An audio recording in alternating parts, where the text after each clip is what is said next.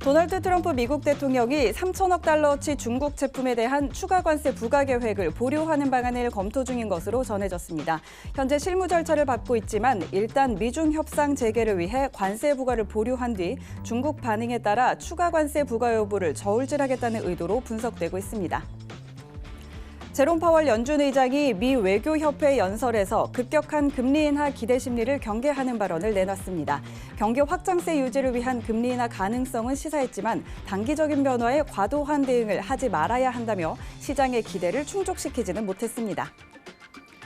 하산 로하니 이란 대통령이 미국과의 전쟁을 바라지 않지만 미국이 이란을 침범한다면 정면 대응하겠다고 밝혔습니다.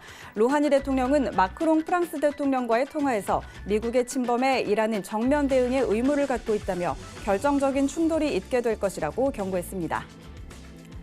미국 10년물 국채금리가 2% 밑으로 떨어지고 금값이 6년 만에 최고치를 기록하는 등 글로벌 시장에서 안전자산 쏠림 현상이 심화하고 있습니다. 미중 무역 전쟁이 조만간 종료되기 어렵다는 관측과 최근 미국과 이란 간 갈등까지 고조되면서 투자 심리를 크게 위축시키고 있기 때문으로 분석되고 있습니다. 자, 트럼프 대통령이 3천억 달러치 중국 제품에 대한 추가 관세 부과 여부를 현재 보류하는 방안을 검토하고 있다고 하는데요. 자, 지금 그런데 조금 전에 또 스티브 무누신 재무장관이 미중 무역 협상 90%까지 마무리됐다라고 발언도 했고요.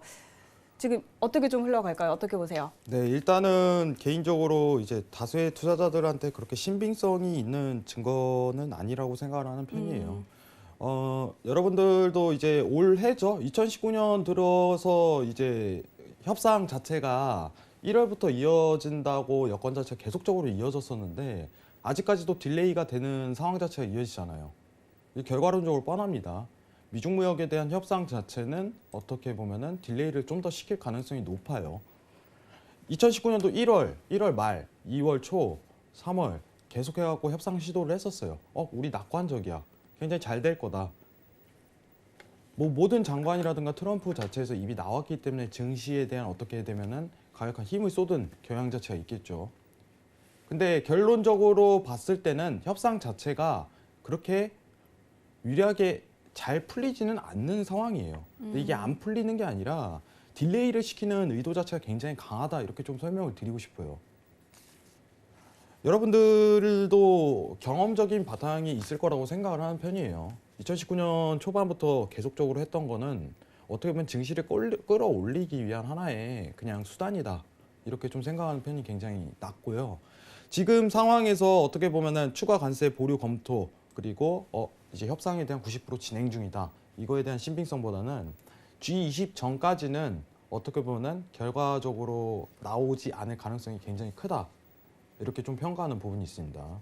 미증시를 좀 이따 체크를 같이 해보겠지만은 이제 전일 지지를 맞고 올라가는 자리가 있긴 했었어요. 어제 설명드린 자리였죠. 지지를 받고 지금 올라가는 국면인데 G20 구간이 남아있는 상황이다 보니까 박스 플레이를 좀 더 이어갈 수 있다는 여건을 좀 이따 설명드리면서 제일 중요한 거 자체는 미중 무역이 협상될 것 같네 이렇게 판단하시는 것 자체는 굉장히 오류다. 그럴 거였으면 애초에 2019년도 1월부터 협상이 진행되고 완결이 됐을 거다. 지금 제 개인적인 이제 생각은 뭐냐면은 그래서 좀 주관적인 게 굉장히 곁들여져요. 이제 여러분들도 다들 이제 주관적인 생각이 있으시겠지만은 저는 사실 이제 트럼프가 미중 무역에 큰 관심을 두지는 않다고 보고 있어요.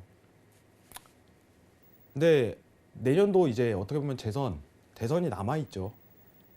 다시 이제 선거를 할 텐데 그때까지 딜레이를 시킬 가능성이 굉장히 높다고 생각하는 편이에요. 이 협상에 대한 문제를. 왜냐면은 이 미중 무역이란 소재는 트럼프 입장에서는 어떻게 보면은 대선을 위한 무기밖에 안 돼요. 그러면 딜레이를 시킬수록 굉장히 유리한 국면에 끌고 갈 가능성이 굉장히 높습니다. 그 증시 관련해 갖고 어떤 보조 지표죠. 여러분들한테 계속 설명했었던 10년물, 2년물 채권 스프레드라든가 이런 것 자체가 증시가 앞으로 탄력적으로 상승 랠리를 더 추가적으로 갈 가능성이 굉장히 높다는 부분이 여기서 평가되는 부분이 굉장히 심합니다. 그럼 어떤 이슈 자체만 나온다면은 또 이런 거겠죠. 우리 또 잘하고 있어. 우리 앞으로 할 거야. 우리 어떻게 해서 지금 얘기 좀 잘 나누고 있다. 이러면은 상승에 대한 탄력을 받는 거겠죠. 여러분들. 화웨이 사건이 있고 나서 어떻게 보면은 미 나스닥과 이제 어떻게 보면은 중국 지수죠. 중국 지수에 굉장히 저조한 현상을 단기적으로 띄워놨으나 어쨌든 간에 상승 랠리를 또 펼치는 거는 앞으로는 지속적인 상승 랠리를 또 추가적으로 나타날 가능성을 굉장히 나타내는 국면이에요. 그래서 여러분들한테 제가 항상 언급드리는 부분이 뭐냐면 고가에 대한 부분을 판단하지 말라는 거예요. 빅쇼트라는 것 자체는요. 어떤 현상 자체가 딱 떨어져야 돼요. 그거에 관련해 갖고 제가 강연회 때도 설명을 드렸었는데 이게 굉장히 중요합니다. 여러분들이 뭐 이제는 끝났어 증시 그게 아니라 대선 때까지 좀 이어갈 가능성이 굉장히 높다고 평가하는 부분에 대해서 추후에 좀 자세하게 설명드리고 이번 첫 번째 헤드라인 관련해 갖고는 똑같은 내용입니다. 1월부터 나왔던 또 한 번 어떻게 보면 증시를 끌어올리기 위한 하나의 정치적 수단 뭐 이 정도로 생각하고 있고 내용 자체에 대해서 미중무역 협상에 대해서 굉장히 낙관적인 평가를 내리고 있다. 이 부분으로 진짜 실제로 미중무역 협상하는 거 아니야? 이런 기대감은 좀 당시 접어두는 게 오히려 지금 맞다고 보는 입장입니다. 자, 이란 대통령이 미국과 전쟁을 바라지 않지만 미국이 이란을 침범할 경우에는 정면 대응하겠다라고 좀 강력하게 나왔습니다. 서로 지금 이란 대통령과 트럼프 미국 대통령 사이에 좀 구조가 강대강으로 계속 가고 있는 것 같습니다. 자, 이에 따라서 또 그래도 오일도 영향을 좀 받을 것 같은데 이 부분도 한번 살펴보죠. 네, 지금 이제 유가 관련해 갖고는 이슈가 너무 정확하게 명확하게 떨어져 있기 때문에 이 부분을 체크해야 되는데 좀 이따 이제 유가 관련해서 차트를 볼 때 이제 이 시황에 대한 대응 전략 자체를 모색을 해야겠죠. 근데 이제 여기 이슈적으로 봤을 때는 제가 항상 언급드리는 부분이 뭐냐면은 이란은요 맞으면은 때리는 나라예요. 이게 좀 중요해요. 미국하고 정면 충돌 자체가 일어날 가능성이 언제든지 있습니다. 나라의 성향 자체가 그래요. 역사가 그러고. 그렇다고 미국이 가만히 있겠냐 이 부분인데 역사적으로 보면은 어떻게 보면 미국 자체가 굉장히 똑똑하고 정치적으로 이용을 잘해요. 이런 거를. 저는 이란하고 싸울 가능성이 굉장히 높다고 보고 있습니다. 이제 2차 제재 관련해서 얘기가 나오는데 2차 제재는 너무 당연시 되는 상황이고 어떻게 보면 제재 자체를 지속적으로 이끌 가능성이 높다. 이 부분만 평가하시면 되고 유가 관련해 갖고 이 내용 자체는 좀 이따 차트 보면서 자세하게 대응 전략을 좀 모색하는 이 시간을 가지도록 하겠습니다. 이상입니다. 네, 그럼 유가와 관련해서는 잠시 후에 더 자세하게 이야기를 나눠보도록 하고요. 자, 마지막 헤드라인 뉴스 한번 같이 살펴보죠. 미국의 10년물 국채금리 2% 밑으로 떨어졌고요. 자, 지금 1.994%인데 31개월 만에 최저치 기록하고 있습니다. 자, 그리고 또 금값이 최고치를 또 기록을 하고 있죠. 이런 부분들도 해석을 어떻게 해볼까요? 네. 이제 골드에 대한 수요가 굉장히 높다 이렇게 평가되는데 제가 올해 이제 1월에 내용이 나왔을 때 올해 가장 주목해야 될 종목이 있다면 저는 골드라고 좀 얘기를 드렸던 적이 있어요. 골드에 대한 상승 랠리 자체가 굉장히 지속할 가능성이 굉장히 높다고 평가를 했었고 네. 근데 이슈가 조금 맞물렸기 때문에 더 추가적으로 잘 올라가는 거겠죠. 지금 여러분들이 아셔야 되는 게 뭐냐면은 전 세계적으로 부양 정책을 이끌고 있어요. 지금 미국뿐만이 아니에요, 여러분들.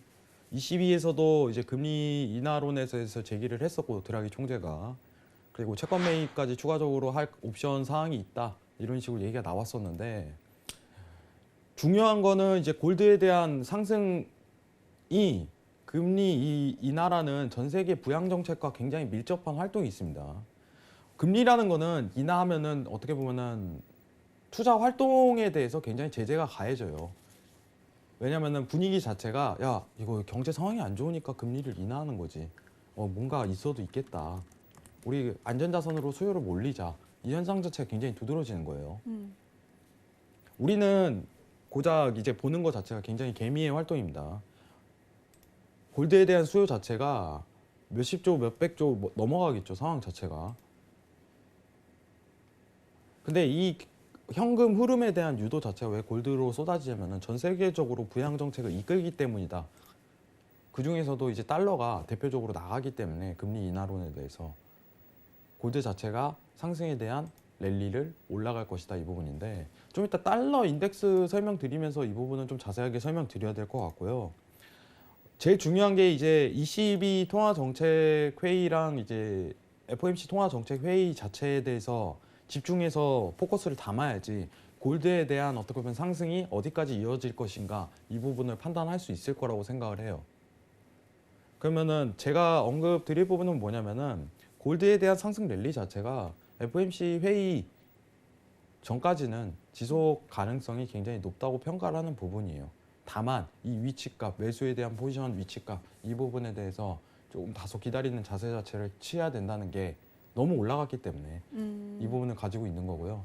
좀 이따 차트 보면서 달러 인덱스 할 때 좀 더 이 부분에 대한 외신 뉴스를 자세하게 보도록 하겠습니다.